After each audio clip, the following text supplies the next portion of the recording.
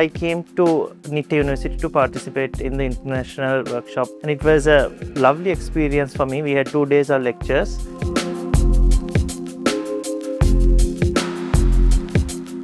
We learned a lot and we take a lot of input from the lectures as well as the workshop.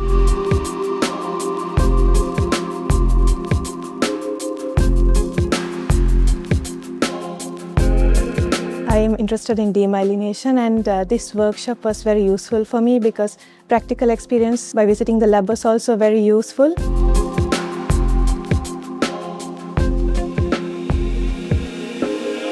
So I think it was a wonderful experience for us. A lot of connection was made and also shared experience in this event. Thank you.